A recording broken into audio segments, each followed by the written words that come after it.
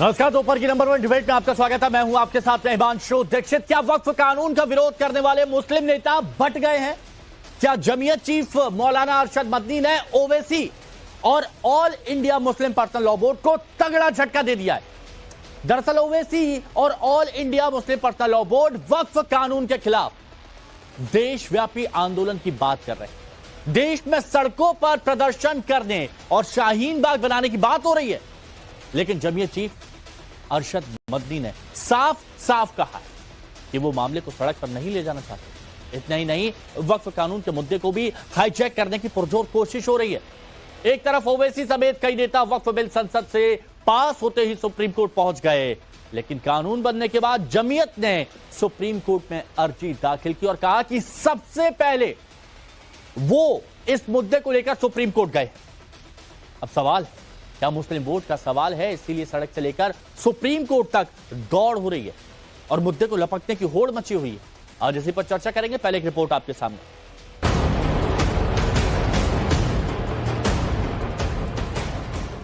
वक्फ संशोधन बिल अब कानून बन चुका है। वक्फ कानून के खिलाफ एक तरफ सुप्रीम कोर्ट का दरवाजा खटखटाया जा रहा है।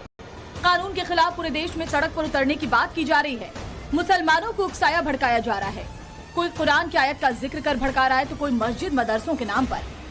तो नौजवानों, बुजुर्गों, मेरी इज्जतदार माँ और बहनों, खूब दुआएं करिए और एहतजाज के लिए तैयार रहिए। याद रखो, मैं तुमको पुकार पुकार कर कह रहा हूं, अगर आज तुम बेदार नहीं होगे तो आने वाली नस्लें तुमको हमको कोसेगी कि तुमने हमारी मस्जिद को तक नहीं बचा सके, तुम्हारे औलिया अल्लाह के आस्थानों को नहीं बचा सके, तुम्हारे कब्रिस्तानों को नहीं बचा सके। जो हमारे बुजुर्ग उस कब्रिस्तान में आराम कर रहे, तुमने उनको भी बर्बाद कर दिया। उठो भारत के मुसलमानों, ये वक्त उठने का है। मैं बार बार तुमसे कह रहा हूं, तुम अगर मुझसे नफरत करे तो करो मुझसे नफरत, दिल खोल के करो, मगर ये तो सबका मसला है ना मेरे भाई। ओवैसी भड़का रहे हैं। पर्सनल लॉ बोर्ड सड़क पर उतरकर देशव्यापी आंदोलन का ऐलान कर रहा है, लेकिन जमीयत उलेमाए हिंद ने All India Muslim Personal Law Board को करारा झटका दिया है और साफ साफ मुसलमानों को ऐलान कर दिया कि वो इस मसले को लेकर सड़क पर नहीं उतरेंगे। व्यापी अभियान छेड़ेंगे पूरे देश में। यानी जितने हमारे को लीगल प्रोविजन हासिल हैं, जितने कॉन्स्टिट्यूशनल प्रोविजन हासिल हैं, जितने संवैधानिक अधिकार हमको हासिल है, जितने डेमोक्रेटिक अधिकार हमको हासिल है, उसको सामने रखते हुए पूरे देश में देशव्यापी ये पीसफुल एजिटेशन चलाएंगे जब तक के ये अमेंडमेंट्स वापस नहीं ले जाते। अपनी इस बात को आवाम तक पहुंचाना चाहता हूं कि हम किसी भी मसले के अंदर सड़कों के ऊपर नहीं आते और हम ये समझ रहे हैं कि सड़कों के ऊपर आना मुसलमान के लिए मुफीद भी नहीं है। हमारी लड़ाई गवर्नमेंट से है, हम कोर्ट में जाते रहे हैं। साफ है, वक्फ बिल का विरोध करने वाले मुस्लिम लीडर इस मसले पर बढ़ते नजर आ रहे हैं। इतना ही नहीं, इस मुद्दे को लपकने के लिए मुस्लिम नेताओं में होड़ सी लगी है। वक्फ संशोधन बिल के पास होने के बाद ओवैसी कांग्रेस के नेता कोर्ट गए थे, लेकिन मौलाना मदनी का कहना है कि सबसे पहले वो इस मसले को लेकर सुप्रीम कोर्ट गए हैं।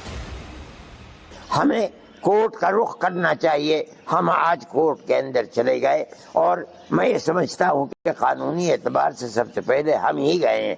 जो लोग गए हैं वो कानून को कानून बनने से पहले गए हैं। हो सकता है उन्हें फिर दोबारा जाना पड़े, लेकिन सबसे पहले जमीयत उलमाए हिंद इस मसले के अंदर गई है और हम जहाँ तक लड़ सकते हैं कानूनी एतबार से हम लड़ते रहेंगे, लड़ेंगे।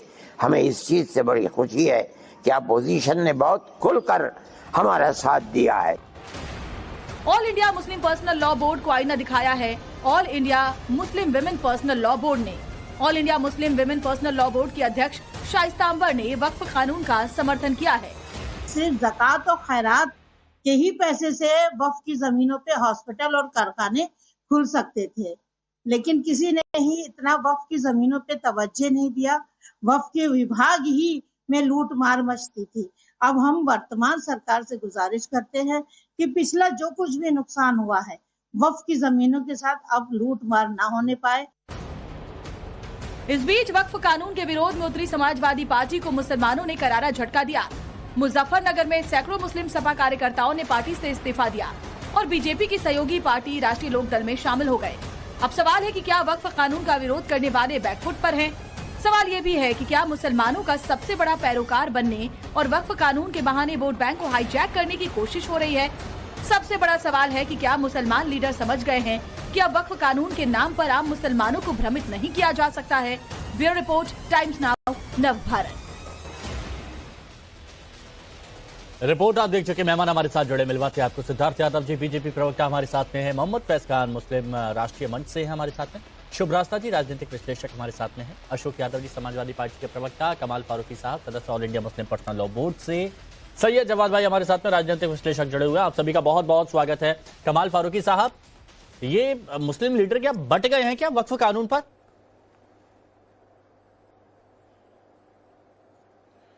नहीं, बटे तो नहीं है। मेरे ख्याल से तो पूरे मुसलमान कम्युनिटी जो है सरकार के इस रवैये से सख्त नाराज है और हर एक अपने अपने हिसाब से इसके ऊपर प्रोटेस्ट कर रहा है, स्ट्रेटेजी बना रहा है। लेकिन कोई भी मुसलमान इस तरह का जो शबखून किया गया है वक्फ प्रॉपर्टीज के ऊपर, मुसलमानों को धोखा दिया गया है, मुसलमानों के साथ में ज्यादती की गई है, इसको बर्दाश्त नहीं किया जा रहा है और ये कॉन्स्टिट्यूशन के भी खिलाफ है और मुल्क के इथोस के भी खिलाफ है। अच्छा। हम ऐसा महसूस करते हैं कि ये बीजेपी सरकार ने या उनके जो जितने भी समर्थन करने वाले लोग बाग हैं, उन्होंने हिंदुस्तान की जो सेक्युलर जो परंपरा है और सेक्युलर जो फोर्सेज हैं, या ये कहिए कि सारे, आप एक मिनट के लिए अगर सेक्युलरिज्म से आपको नफरत भी हो तो कम से कम जिस तरह का भाईचारा और हम एक दूसरे के मजहब की इज्जत करते हैं, कदर करते हैं, ये हमारी परंपरा है, ये हमारे देश का रख रखाव है। और हमने इस बात की भी उनको इजाज़त दी है हर जगह, हर मजहब के मानने वालों को, कि वो अपनी अपनी इबादत गाहें, अपने अपने जो इंस्टीट्यूशंस हैं उनकी हिफाजत करें, उनको राइट्स मिले हुए हैं, कॉन्स्टिट्यूशनल राइट्स उनको मिले हुए हैं। नहीं फारूकी साहब, ये सवाल मेरा आपसे इसीलिए था क्योंकि all India Muslim Personal Law board अगर ये बात कहता है कि सड़क पर जाकर प्रदर्शन करेंगे, तो दूसरी तरफ ये कहा जाता है मदनी साहब की तरफ से कि सड़क पर जाना मुसलमानों के लिए मुफीद नहीं है, सड़क पर नहीं जाएंगे, ये गलत है। तो लेकिन एक बात तो मान लीजिए ना कि मौसे के चाहे वो अरशद मदनी साहब हों, चाहे महमूद मदनी हों, चाहे मुस्लिम पर्सनल लॉ बोर्ड हो, सब इस वक्फ बिल के जो आया है उसके तो सख्त मुखालिफ है ना, ये तो मानोगे ना आप बात। हाँ। अब स्ट्रेटेजी अलग अलग हो सकती है कि भाई कोई ये कहे कि हम सड़क पर जाएंगे, कोई कहे नहीं जाएंगे, कोई कुछ किस तरह से करेगा, लेकिन ऐसे तो मतलब विरोध को लेकर एकजुटता है, कह रहे हैं विरोध को लेकर एकजुटता है, लेकिन तरीका अपना अलग अलग है, तरीके को लेकर एकजुटता नहीं है, वहां पर बटाव है। 100% मुझसे विरोध है और मुसलमानों को किसी भी तरह का इस तरह का हस्तक्षेप जो हमारे मौसे कॉन्स्टिट्यूशन का हमारा हिस्सा है उसको किसी तरह से मंजूर नहीं है। लोगों की जो भावनाएं हैं वो अलग अलग हैं, उनके इथोस अलग अलग हैं, उनका तरीक़ाकार अलग हो सकता है, लेकिन कोई भी मुसलमान, बीजेपी के मुसलमानों को छोड़कर कोई भी मुसलमान ऐसा नहीं है जो ये महसूस करता हो कि वक्फ का जहां तक ताल्लुक है, क्योंकि वक्फ जो है एक प्योरली एक माइनॉरिटी। एक बात आपने कही, उस पर थोड़ा सा गौर फरमाना चाहूंगा, प्लीज सुनिएगा। आपने कहा बीजेपी के मुसलमान कौन? आप फरमाना नहीं कर सकते, आप उर्दू कहिए कि मैं करना चाहूंगा, फरमाना ठीक है, कोई नहीं। एक्चुअली इतने लंबे वक्त से वक्त पर इतनी चर्चा हो गई ना कि एक आध इधर उधर हो जाता है, लेकिन बताइए ना बीजेपी के मुसलमान कौन? हाँ, कोई बात नहीं, इसी एक आध उसके अंदर तो वक्फ खो दिया हमने। हाँ। मौसे के यही जो जुमलेबाजी जो है हमारे जिम्मेदारों की, हमारे मीडिया की, उसी से तो वक्फ को नुकसान पहुंचाया मेरे भाई। बीजेपी के मुसलमान जो आपने बोला, ये क्या था? ये वही था जो कि बीजेपी के मुसलमान होते हैं कि मौसे के वो बीजेपी में बेचारे इसी वजह से शामिल हुए हैं कि मुसलमानों की सारी चीजों के लिए मुखालफत करते रहें, जो उनकी इबादत गाहें हैं, जो उनके तरीके हैं, जो उनके इंस्टीट्यूशंस हैं। और इसमें सिर्फ मुसलमानों ही का मामला नहीं है, इसमें तो जितनी भी माइनॉरिटीज हैं जो कि एक बहुत इंपॉर्टेंट हमारा पार्ट है पूरे कंट्री का, हमारी इथोस का। हमारा मुल्क बगैर माइनॉरिटीज के मुकम्मल नहीं है। हमारा खूबसूरत मुल्क जो है हर एक को फलने फूलने का मौका, अब जरा बताइएगा फैज भाई, आजादी देता है उनको अपने इंस्टीट्यूशन चलाने फैज भाई, विरोध में एकजुटता है, लेकिन विरोध करने के तरीके में भले ही एकजुटता नहीं है, वहां पर थोड़ा सा बटाव है, बंटवारा है, वो वाली बात अलग है, लेकिन क्या क्रेडिट लेने की भी होड़ यहां पर मची हुई है? बिल्कुल। अब ये मोहम्मद फैज खान, बिस्मिल्लाहिर्रहमानिर्रहीम, रब्बि इश्रह ली सदरी व यस्सिर ली अमरी वहलुल उक़दतन मिन लिसानी यफ़क़हू क़ौली। भारत माता की जय, वंदे मातरम, जय हिंद। देखिए, अरशद मदनी साहब का बयान स्वागत योग्य है कि वो कानूनी तरीके से कोर्ट में जाएंगे, सड़क पर प्रदर्शन नहीं करेंगे। और उन्होंने कह दिया है कि जो मुस्लिम पर्सनल लॉ बोर्ड है और MIM है, इनको कोर्ट में मामला कैसे पेश किया जाए इसका तरीका भी नहीं है। बिल एक्ट बना ही नहीं था और वो लोग कोर्ट में चलेगा। भाई, जब एक्ट बना ही नहीं तो कोर्ट में किसको चैलेंज करने जा रहे हो? तो अरशद मदनी साहब ने कहा कि भैया एक्ट बना है, उसके बाद हम जा रहे हैं, तो ये सही प्रोसेस है। तो उन्होंने सिद्ध कर दिया कि MIM और इनका तरीका गलत है, मुस्लिम पर्सनल लॉ बोर्ड का, और उनका तरीका सही, और उनका तरीका सही भी है। शांतिपूर्वक कोर्ट में जा रहे हैं, इसकी इजाजत देता है। लेकिन हम नेस्त नाबूद कर देंगे, हम गृह युद्ध कर देंगे, हम जगदम्बिका पाल जी का क्या हश्र कर देंगे और चंद्रबाबू नायडू को देख लेंगे, और ये सब धमकी वाले काम ये लोग लगातार पहले भी करते रहते। इस देश का मुसलमान वक्फ एक्ट के साथ है क्योंकि इससे मुसलमानों का भला है। इलावा केवल जो पाकिस्तानी सपोर्टर मुसलमान है और जो रजाकारों की पार्टी है और मुस्लिम पर्सनल लॉ बोर्ड है, जो 1986 में गरीब मुस्लिम महिला के मुंह से निवाला छीनकर खुद खा लिया था इन लोगों ने, ऐसे कुछ पाकिस्तान परस्त और कट्टरपंथी मुसलमानों के अलावा देश का मुसलमान पूरा का पूरा वक्फ एक्ट के साथ है। अब देखिए इन लोगों ने क्या किया, 1986 में सुप्रीम कोर्ट ने कहा कि गरीब मुस्लिम आपको फैज भाई आप वक्फ कानून के साथ हैं। एक मिनट कमाल साहब, फारूकी साहब, पाकिस्तानी कहने के लिए फारूकी साहब,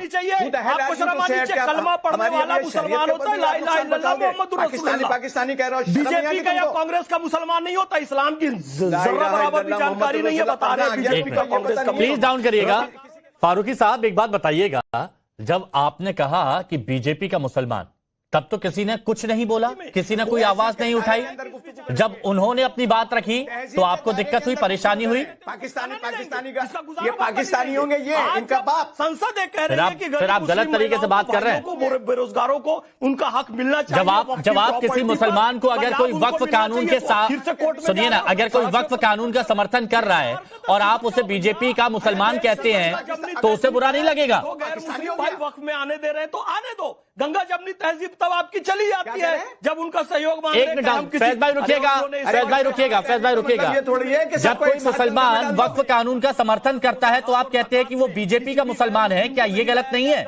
लेकिन वक्फ बोर्ड और मैनेजमेंट का विषय है।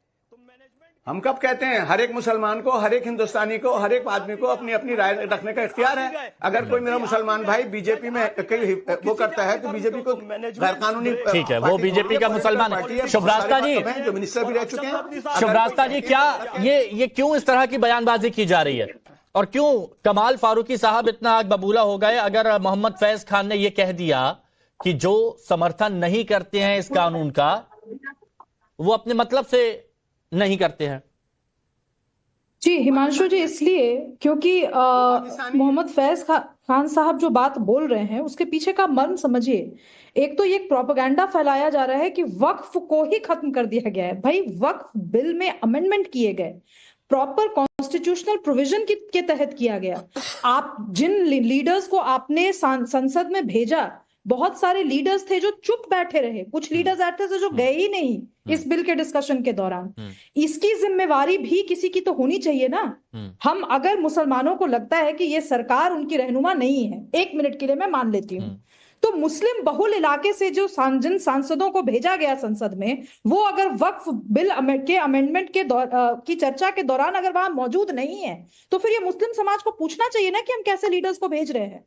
तीसरी चीज, देखिए, इस अमेंडमेंट में ऐसा कुछ भी नहीं किया गया है जिससे जो एग्जिस्टिंग वक्फ है उस पर किसी तरीके की आंच आए या अड़चन आए। जो प्रॉपर्टीज है, मैं उसकी बात कर रही हूँ। जो बार बार ये असदुद्दीन ओवैसी साहब कह रहे हैं कि हमारी मज़ारों पर और हमारी दरगाहों पर और हमारे मॉस्क्स पे हमला होगा, ऐसा बिल्कुल भी नहीं है।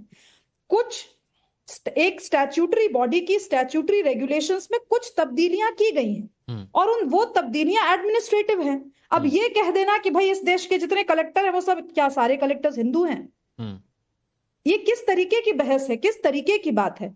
मैं एक बात जिस एम्बिट में हम डिस्कस कर रहे हैं उसे बाहर जाके मैं कहना चाहती हूँ हिमांशु जी। देखिए, महिलाओं का जब जब दखल प्रामाणिक रूप से किसी भी इंस्टीट्यूशनल फ्रेमवर्क में होगा तो आमूलचूल परिवर्तन आएंगे। आज वक्फ पे सबसे ज्यादा सिरदर्दी उन पितृसत्तात्मक लोगों को है जिनको पता है कि महिलाओं की आवाज अगर मुखर हो गई तो ये जो मुस्लिम समाज है वो ज्यादा लोकतांत्रिक हो जाएगा, क्योंकि महिलाएं ये डिमांड नहीं करेंगी कि आप इस जमीन को मेरे लिए, मेरे आगे आने वाले संततियों के लिए आप ये वक्फ को दें।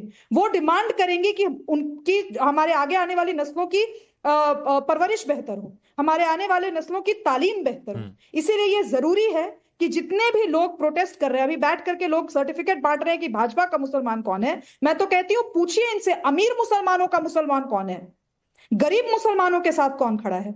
और अगर गरीब मुसलमानों के साथ कोई खड़ा है तो उन लोगों को दिक्कत क्यों होती है जो प्राइवेट प्रॉपर्टीज पे बैठ करके बिल्कुल कब्जा जमा करके बैठे हुए हैं। इस पे बात क्यों नहीं होगी? इस पे बात मैं नहीं करूंगी, हिमांशु दीक्षित या कोई शर्मा या कोई यादव या कोई नहीं करेगा, बल मुस्लिम समाज के लोग तो कर सकते हैं ना, मुसलमान महिलाएं तो पूछ सकती है ना, ये हक उनको देने से दिक्कत क्यों है? सैयद जव्वाद भाई, क्या दिक्कत है?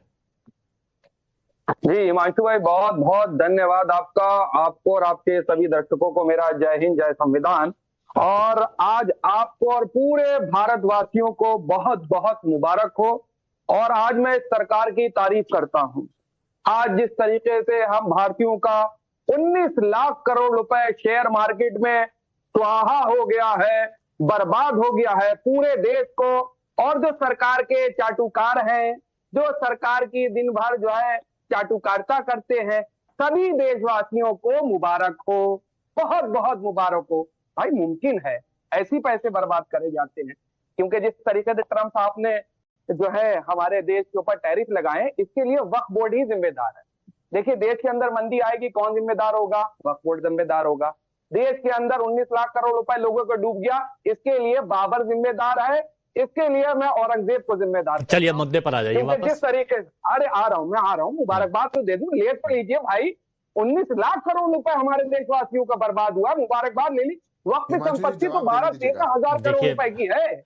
सिद्धार्थ यादव भी सुन रहे हैं। देखिए बिल्कुल मैं शेयर मार्केट पर नहीं जाऊंगा, सिंगापुर का, चाइना का, कोरिया का, अमेरिका का, सबका डाउन हुआ है। तो वहां के लोगों को भी अगर मोदी जी के लिए धन्यवाद देंगे आप चाटुकारिता के लिए, तो वो गलत है। देखिए अलग ट्रैक पे मत जाइए, वापस आ जाइए वक्त पर। अरे मैं वक्त की, अरे मैं तो कह रहा हूँ इसके लिए वक्फ बोर्ड ही जिम्मेदार है। अगर वक्फ बोर्ड का बिल ना आता, उसमें अमेंडमेंट ना होते, तो इन भारतीयों को 19 लाख करोड़ रुपए नहीं डूबता।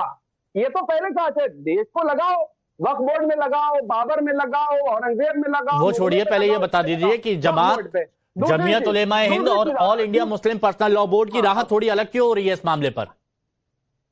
नहीं देखिए, राह अलग है, मंजिल एक, रास्ते अलग अलग है, मंजिल एक है। और मंजिल यही है, जो दमनकारी सरकार है, जो देश के लोगों के हितों के बारे में नहीं सोचती है, दिन भर हिंदू मुसलमान मस्जिद मंदिर। नहीं तो मुसलमान भाई किसकी सुने, ये बताइए, मुसलमान भाई किसकी सुने? क्योंकि all India Muslim Personal Law board अगर बोलती है कि सड़कों पर आ जाइए, और जमीयत उलेमा हिंद अगर ये कहती है कि मुसलमानों के लिए मुफीद नहीं है सड़क पर आना, तो वो किसकी सुने? पूछना चाहता हूं आपसे बस। देश के संविधान की सुने। हम तो देश के संविधान की सुन रहे हैं। बाबा साहब भीमराव अंबेडकर ने ये राइट दिया है, संविधान के अनुसार ही तो मिला है के लिए। अच्छा बिल्कुल अच्छी बात है, तो इसी संविधान के अकॉर्डिंग हम प्रदर्शन करेंगे, विरोध प्रदर्शन करेंगे, सरकार की जो दमनकारी नीतियां उसका विरोध प्रदर्शन करेंगे। और हम तो ये चाहते हैं कि इस सरकार को हटाने के लिए जो भी कोशिश हो, ईमानदारी से कोशिश हो, और सत्ता पक्ष विपक्ष कि जो लोग नाराज हैं सरकार से, बहुत से लोग भारतीय जनता पार्टी में नाराज हैं, उन सबको इस सरकार से अपना समर्थन वापस लेना चाहिए। अब सिद्धार्थ यादव जी को हटाना चाहिए। सिद्धार्थ यादव जी, अशोक जी थोड़ा सा रुक जाइएगा, बस आ ही रहा हूं। सिद्धार्थ यादव जी, एक बहुत बड़ा सवाल है और बहुत नाराजगी है यहां पर बहुत से लोगों की, और देश भर में बहुत से लोगों की। वो ये कह रहे हैं कि बीजेपी ने मुस्लिम लीडरों को बांट दिया है। जैसे कमाल साहब कह रहे हैं कि बीजेपी के मुसलमान है ना, बाकी मुसलमान अलग हो गए, तो आपने ये बंटवारा कर दिया है। जनता पार्टी तो बांटने में एक्सपर्ट है। देखिए हिमांशु जी, मैं पहले तो सैयद जवाद जी की बात का जवाब दे दूं। जो काम में आप बेहतर होते हैं वही काम करना चाहिए। मुस्लिम महिलाओं का हक छीनिए, मुस्लिम महिलाओं को प्रताड़ित करिए, वक्फ को लेकर के राजनीति करिए, वोट बैंक की पॉलिटिक्स करिए। कहाँ आप टैरिफ वैरिफ के चक्कर में पड़ रहे हैं? नहीं पता आपको तो काहे बोलते हैं आप? जब आपको पता नहीं कि दुनिया भर के स्टॉक मार्केट्स में टैरिफ का क्या इम्पैक्ट आया है, वैसे ही भारत का इम्पैक्ट है, आप क्यों कमेंट करना चाहते हैं? चलिए मैं उसमें नहीं जाऊंगा। एक बहुत महत्वपूर्ण चीज देश के अंदर हो रही है हिमांशु जी, और वो महत्वपूर्ण बात यह है कि आज जब एक प्रोग्रेसिव महिलाओं को हक देने वाला, मुस्लिम समाज के पिछड़ों को हक देने वाला, बोहरा समाज को हक देने वाला, अगाकनी को हक देने वाला, पासमानदा को हक देने वाला एक वक्फ का अमेंडमेंट का बिल आया है, तो देश के अंदर मुसलमान समाज से भी जो आवाजें समर्थन में आ रही हैं, ये कुछ लोग जो मलाई चाटते आए इतने लंबे समय से, जो वक्त की प्रॉपर्टीज का दुरुपयोग करते आए, आज उनको गाली देने से भी पीछे नहीं हट पा रहे हैं। फैज खान साहब आपके शो में बैठे हुए हैं, वो खतरे में है। बाहर अनेकानेक मुसलमान जो इसके पक्ष में है वो खतरे में है, पर कुछ लोग क्योंकि अपनी सत्ता को कब्जा के रखना है, क्योंकि किसी को रुक जाइए जब्बार भाई, रुक जाइए, आपके पास फिर आ रहा हूं मैं, रुक जाइए। जैसे आपकी आउट ऑफ द टॉपिक बात सबने सुनी थी ना, अब टॉपिक की बात तो सुनिए। सैयद जवाद, जितने संयम से सब लोग सुनते हैं, आपको सुनते हैं, उतना ही कर्टसी औरों को भी दिया करो, आपको तभी मेरे को लगता है ज्यादा अवसर ऐसा मिलेगा। मैं हिमांशु भाई एक बात आपको कहना चाहता हूं, आज देश के अंदर मुस्लिम समाज जो आज तक अपने अधिकारों से वंचित था, वो इस प्रोग्रेसिव वक्फ अमेंडमेंट बिल से बहुत खुश है। पर ये जो होड़ लगी हुई है, खुद ही कह रहे हैं सारे मौलाना जिनको बैठा रखा है, जो अलग अलग, कहीं कोई all India Muslim Personal Law board बताता है, कोई अपने आप को कुछ और बताता है, खुद ही कह रहे हैं कि इतनी ज्यादा जल्दी थी कि कुछ लोग एक्ट आने से पहले भी कोर्ट में पहुंच गए, आज इतनी जल्दी है कि हम सबसे पहले पहुंच गए, कल कुछ और लोग आएंगे। ये किसकी क्रेडिट खोरी हो रही है? ये कौन सा प्रोपेगेंडा हो रहा है? ये किनको आप बताना चाहते हैं कि हम लोग हैं जी भैया, सबसे पहले पहुंचे थे वहां। मैं स्वागत करता हूं, चाहे आदमी एक हो या 10 लोगों को रिप्रेजेंट करने वाली कोई ऑर्गेनाइजेशन हो, देश की अदालतों के दरवाजे खुले हुए हैं, आप वहां पर जाइए और देश की अदालत और सर्वोच्च अदालत जितनी भी आपकी गलतफहमी है उसको भी दिमाग से अशोक यादव जी देगी। मैं तो कहता हूं गारंटी लीजिए, अगर सुप्रीम कोर्ट ने कह दिया कि अनकॉन्स्टिट्यूशनल नहीं है, तो क्या आप अपना झूठ और प्रोपेगेंडा बंद करेंगे? बताइए। अच्छा चलिए, ये सवाल मैं पूछता हूं अशोक यादव जी, आप ही से सवाल है, बताइए संवैधानिक तरीके से सब पास हुआ है कि नहीं हुआ है? देखिए हिमांशु जी, बिल पास हुआ है, ये संवैधानिक तरीके से हुआ है कि नहीं हुआ है? अलोकतांत्रिक तरीके से पास हुआ है। अच्छा, अलोकतांत्रिक, असंवैधानिक तो नहीं है ना? पास हुआ है। अलोकतांत्रिक कैसे?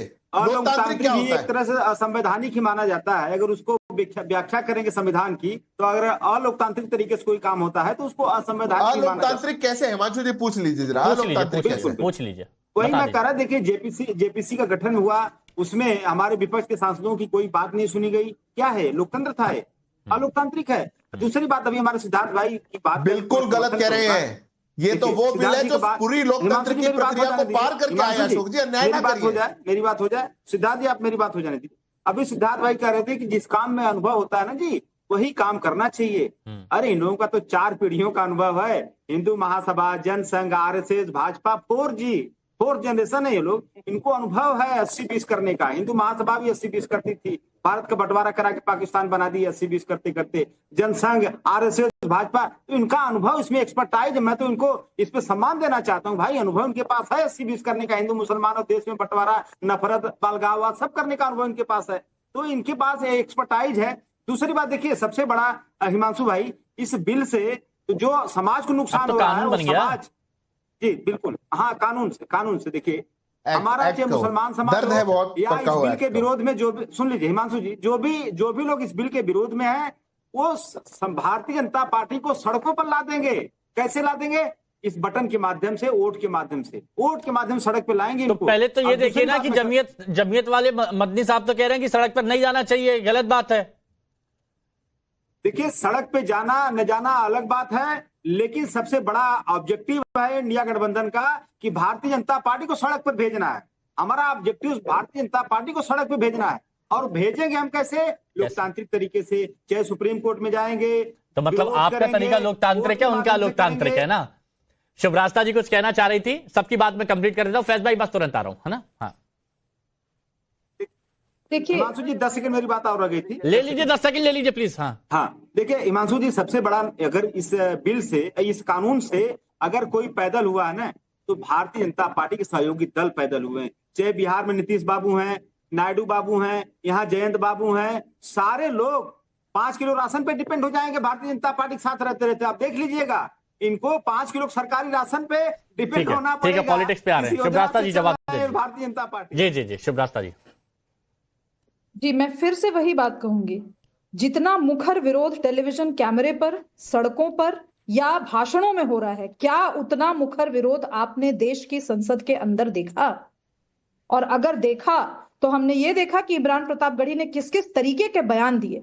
ऐसे बयानों से तो उन देश के मुसलमानों को ही इमरान प्रतापगढ़ी को घेर करके पूछना चाहिए कि हिम्मत कैसे हुई कि आपने प्रोपेगेंडा फैलाने का काम किया संसद के अंदर।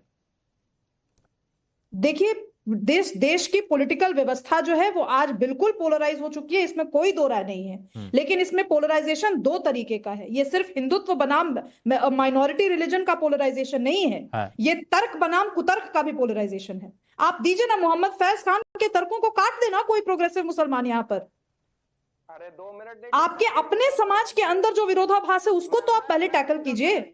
ये बहुत आसान है कि आप भाजपा के अंदर कुछ अगर मुस्लिम नेता है या नेत्रियां हैं, मैं तो खुले तौर पे कह रही हूं, उनसे अगर दिक्कत है कुछ पुरुष नेताओं को, तो वो आकर के तर्कों के साथ बात करें ना। कहां कितने महिलाओं को स्पेस दे दिया असदुद्दीन ओवैसी ने? बताइए ना, कितनी महिलाएं हैं संसद में?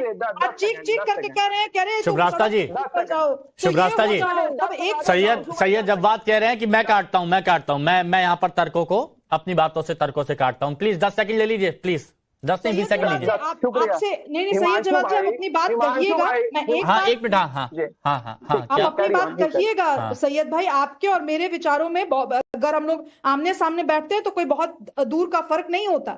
दिक्कत मुझे आपसे नहीं है, दिक्कत उन सांसदों से है जो संसद में बात नहीं करके सड़कों पर लोगों को भड़का रहे हैं। दिक्कत उनसे। प्लीज सैयद जवाद जी। जी सुभाष, देखिए देश के अंदर महिला सम्मान की बात वो कर रहे हैं जिन्होंने महिलाओं के ऊपर अभद्र टिप्पणी करी हुई है, महिलाओं के बारे में गंदी गंदी बातें करी हुई है, और जिनकी बात कर रहे हैं? जयाप्रदा के नॉमिनेशन पे समाजवादी पार्टी के नेताओं के बयान की बात कर रहे हैं क्या? मैं अगर बोल रहा हूं तो 10 सेकंड सुन लीजिए।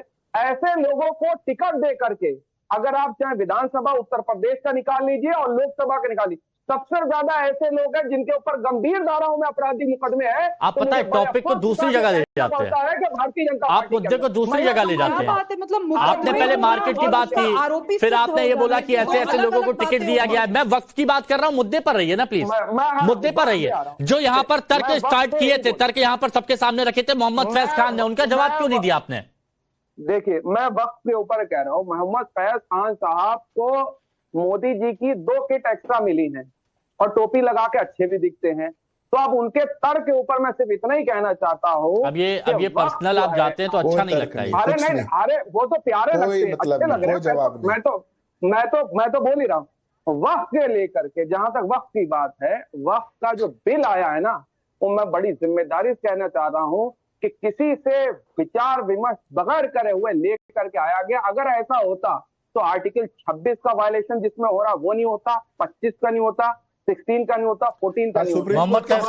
मोहम्मद फैज खान, ये बात बताइए मुझे आपसे जानना है, आपको कैसा महसूस होता है कि हर मंच पर आपको बीजेपी का मुसलमान कह दिया जाता है कि आपको सौगात मोदी की एक्स्ट्रा किट मिल गई होगी, इसीलिए ऐसा हो रहा है।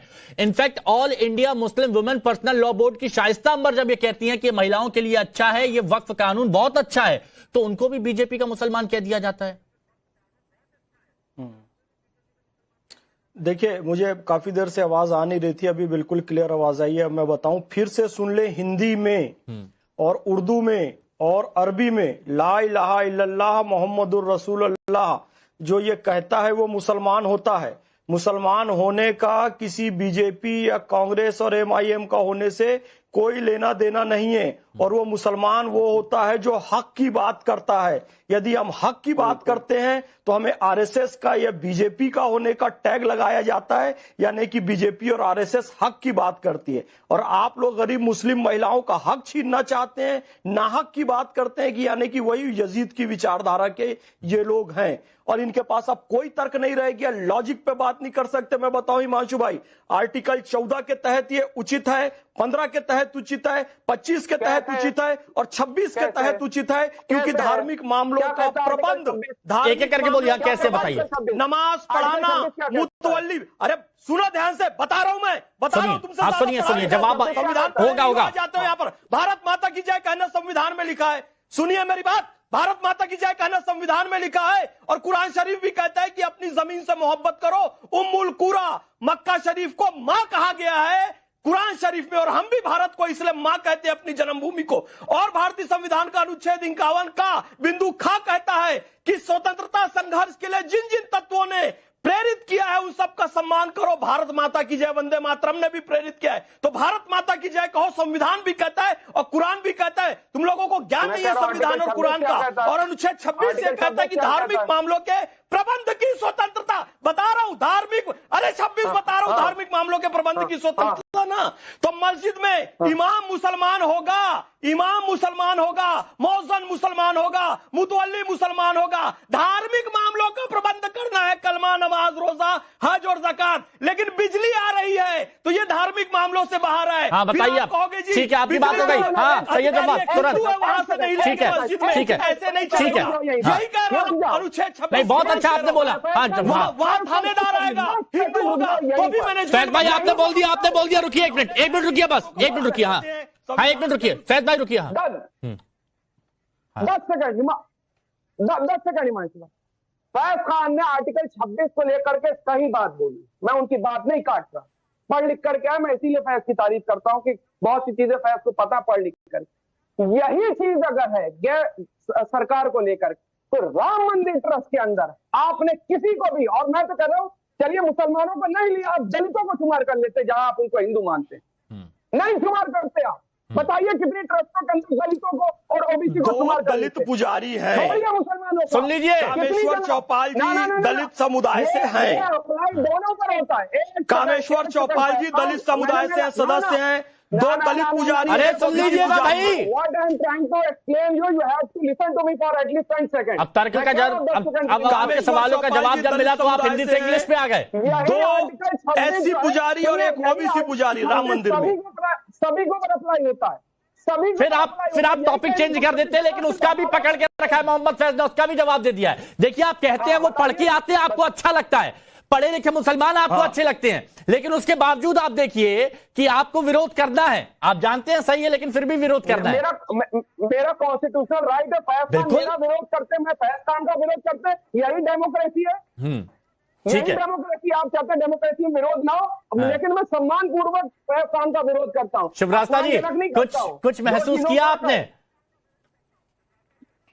जी, मैं महसूस यही कर रही हूँ कि इस देश की सियासत बहुत जल्दी बदलने वाली है और इस बार जो बदलाव होगा वो मार्जिन्स से होगा। जिस बात के का सपना और ख्वाब हमारे देश के कम्युनिस्ट लीडर्स देखा करते थे, वो अब भारतीय जनता पार्टी के शासनकाल में पूरा होगा। तो ये तो फंडामेंटली आइडियोलॉजिकल शिफ्ट हो रहा है। अब देखिए कहाँ वक्त किस मोड़ करवट बदलता है, ये तो देखिए जो लोग पढ़ लिख कर आते हैं बिल्कुल तर्कों के साथ जवाब देते हैं, उनके तर्क अच्छे भी लगते हैं, लेकिन अपनी भूमिका निभाने के लिए वहां पर बहस करना जरूर पड़ता है।